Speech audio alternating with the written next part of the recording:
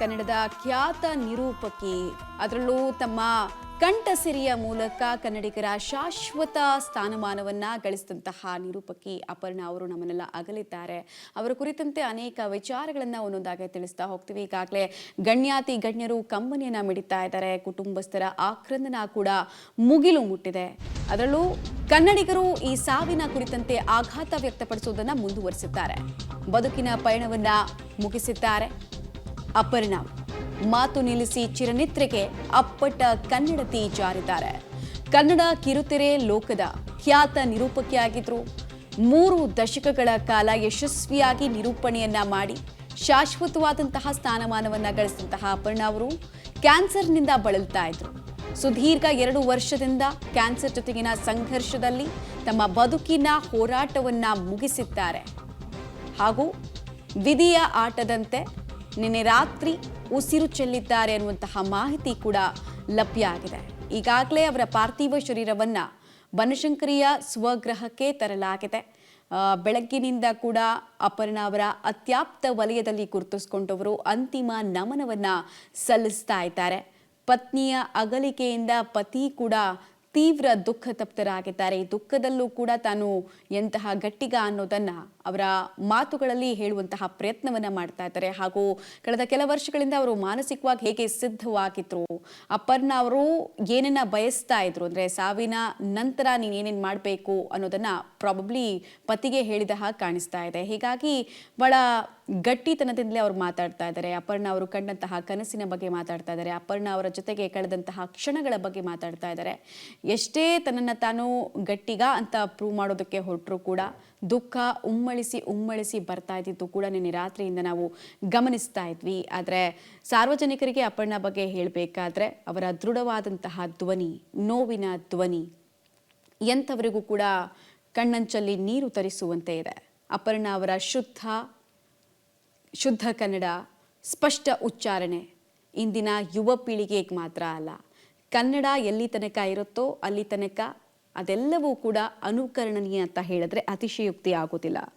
ಯಾವುದೇ ಒಂದು ಕಾರ್ಯಕ್ರಮಕ್ಕೆ ಅಪರ್ಣಾ ಅವರು ಹೋಗ್ತಾ ಇದ್ರು ಅಂತ ಹೇಳಿದ್ರೆ ಅವರ ಧ್ವನಿ, ಅವರ ನಿರೂಪಣಾ ಶೈಲಿ ಇಡೀ ಕಾರ್ಯಕ್ರಮದಲ್ಲಿ ಜನರನ್ನ, ವೀಕ್ಷಕರನ್ನ ಹಿಡಿದಿಟ್ಕೊಳ್ಳುವಂತಹ ಸಾಮರ್ಥ್ಯ ಅಪರ್ಣಾ ಅವರಿಗಿತ್ತು. ಈ ಕಾರಣಕ್ಕೆ ಬಹುಬೇಡಿಕೆಯ ನಿರೂಪಕಿಯಾಗಿ 3 ದಶಕಗಳ ಕಾಲ ನಂಬರ್ 1 ಆಗಿ ಇದ್ದವರು ಅಪರ್ಣಾ.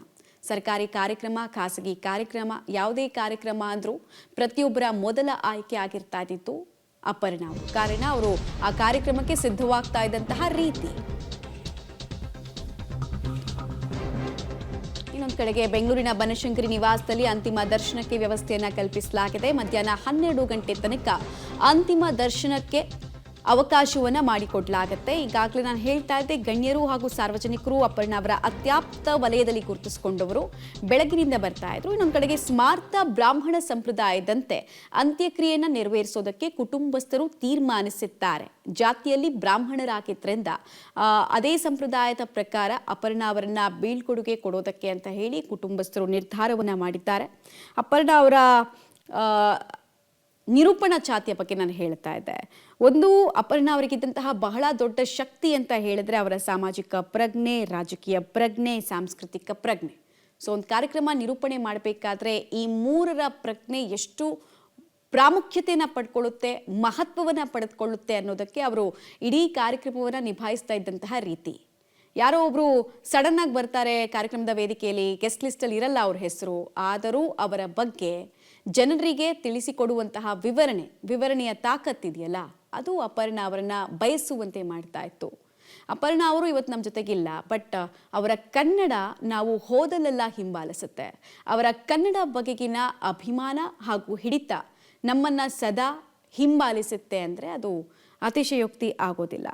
ಪ್ರಮುಖವಾಗಿ ಅವರ ಕನ್ನಡ ಅಷ್ಟು ಚೆನ್ನಾಗಿರೋದಕ್ಕೆ ಒಂದು, ಅವರ ತಂದೆ ಸಿನಿಮಾ ಪತ್ರಕರ್ತರಾಗಿದ್ದರು. ಹೀಗಾಗಿ ಕನ್ನಡದ ಜೊತೆಗೆ ಅವರು ಸುಂದರವಾದಂತಹ ಬಾಲ್ಯವನ್ನ ಕಳೆದಿದ್ದು ಕೂಡ ನಾವು ಈ ಸಂದರ್ಭದಲ್ಲಿ ನೆನಪಿಸ್ಕೊಳ್ಬೇಕಾಗತ್ತೆ. ಏನು ಹೇಳಬೇಕು ಗೊತ್ತಾಗ್ತಾ ಇಲ್ಲ. ನಾನು ನೇಪಥ್ಯದಲ್ಲೇ ಇರಲಿಕ್ಕೆ ಬಯಸುವಂಥವನು. ಒಂದು ಅನಿವಾರ್ಯ ಕಾರಣದಿಂದ ಈಗ ನಿಮ್ಮೆಲ್ಲರೆದುರಿದ್ದೇನೆ. ಅಪರ್ಣಾಳ ಅಂತಿಮ ದರ್ಶನವನ್ನು ನನ್ನ ಮನೆಯ ಆವರಣದಲ್ಲಿ ಬಿಟ್ಟು ಅವಳು ಕೆಲಸ ಕೈಕೊಂಡ ರವೀಂದ್ರ ಕಲಾಕ್ಷೇತ್ರದಲ್ಲಾಗಲಿ ಅಥವಾ ಇನ್ನಾವುದೇ ಸಾರ್ವಜನಿಕ ವೇದಿಕೆಯಲ್ಲಾಗಲಿ ಮಾಡಲಿಕ್ಕೆ ಅನುವು ಮಾಡಿಕೊಡ್ಲಿಕ್ಕೆ ನಮ್ಮಿಂದ ಸಾಧ್ಯ ಆಗ್ತಾ ಇಲ್ಲ. ಯಾರೇ ಇರಲಿ, ಅಪರ್ಣಾಸಕ್ತರು, ಕನ್ನಡಾಸಕ್ತರು, ದಯಮಾಡಿ ಅವಳು 20 ವರ್ಷಗಳ ಕಾಲ ನನ್ನೊಡನೆ ಇದ್ದ ಈ ಮನೆ ಅಂಗಳಕ್ಕೆ ಬರಬೇಕು ಅಂತ ಕೋರ್ಕೋತೇನೆ. 12ರೊಳಗೆ ಬಂದರೆ ನಮಗೆ ಅನುಕೂಲ. ಆಮೇಲೆ ನಮ್ಮದೇ ಒಂದು ಕೌಟುಂಬಿಕವಾದ ಆಚರಣೆಗಳಿರುತ್ತೆ, ಅದನ್ನು ಮಾಡ್ಕೊಂಡ್ಬಿಟ್ಟು ನಾವು ಬನಶಂಕರಿಯ ವಿದ್ಯುತ್ ಚಿತಾಗಾರದ ಕಡೆಗೆ ಹೋಗ್ತೇವೆ. ಏನು ಹೇಳಬೇಕು ಗೊತ್ತಾಗ್ತಾ ಇಲ್ಲ. ಹಾಗೂ ಅಂತ್ಯಕ್ರಿಯೆಗೆ ಸಂಬಂಧಪಟ್ಟಂತೆ ಮಾಹಿತಿ ಹಂಚಿಕೊಳ್ತಾ ಇದ್ರು. ನಾವೀಗಷ್ಟೇ ಹೇಳ್ತಾ ಇದ್ವಿ, ಕನ್ನಡ ಚಿತ್ರರಂಗ ಇರಬಹುದು ಅಥವಾ ಕನ್ನಡ ಕಿರುತೆರೆ ಲೋಕ ಇರಬಹುದು, ಕಂಡಂತಹ ಅದ್ಭುತ ನಿರೂಪಕಿ. ಭಾಷಾ ಆಸಕ್ತರು, ಭಾಷಿಗರ ಮನಸ್ಸು ಗೆಲ್ಲೋದಿದೆಯಲ್ಲ, ಅದು ಎಲ್ಲರಿಂದ ಕೂಡ ಸಾಧ್ಯ ಆಗೋದಿಲ್ಲ. ಕಂಗ್ಲೀಷನ್ನು ಬೆರೆಸದೆ ಸುಂದರವಾಗಿ ಕನ್ನಡ ನಿರೂಪಣೆಯನ್ನು ಮಾಡಬಹುದು. ಸಾಹಿತ್ಯದ ಜೊತೆಗೆ ಕನ್ನಡ ನಿರೂಪಣೆ ಅತ್ಯದ್ಭುತ ಅಂತ ತೋರಿಸಿಕೊಟ್ಟಂತಹ ಮೊದಲ ನಿರೂಪಕಿ. ನಾವು ಕನ್ನಡ ಉಚ್ಚಾರಣೆ ಯಾರು ಶ್ರೇಷ್ಠವಾಗಿ ಮಾಡಿದ್ದಾರೆ ಇಲ್ಲಿ ತನಕ, ಯಾರು ಅದ್ಭುತವಾಗಿ ಮಾಡ್ತಾ ಇದ್ರು ಅಂತ ನೆನಪು ಮಾಡಿಕೊಂಡಾಗ 2 ಹೆಸರು ಮುನ್ನೆಲೆಗೆ ಬರುತ್ತೆ. ಪುರುಷರ ವಿಭಾಗದಲ್ಲಿ ವರನಟ ಡಾಕ್ಟರ್ ರಾಜ್ಕುಮಾರ್ ಅವರ ಕನ್ನಡ ಉಚ್ಚಾರಣೆ ಬಗ್ಗೆ ನಾವು ಇವತ್ತಿಗೂ ಮಾತಾಡ್ತೀವಿ. ಅದೇ ರೀತಿ ಮಹಿಳಾ ವಿಭಾಗ ಅಂತ ಬಂದರೆ ನಟಿಯರಿಗಿಂತ ಅತಿ ಹೆಚ್ಚು ನಾವು ತೆಗೆದುಕೊಳ್ಳುವಂತಹ ಒಂದೇ ಒಂದು ಹೆಸರು ಅಂತ ಹೇಳಿದ್ರೆ ಅದು ಅಪರ್ಣಾ ಅವರು. ಸೊ ಕನ್ನಡದ ಬಗೆಗಿನ ಅವರ ಅಭಿಮಾನ, ಪ್ರೀತಿ ಎಂಥದ್ದು, ಹಿಡಿತ ಎಂಥದ್ದು ಅನ್ನೋದಕ್ಕೆ ಇದು ಮತ್ತೊಂದು ನಿದರ್ಶನ.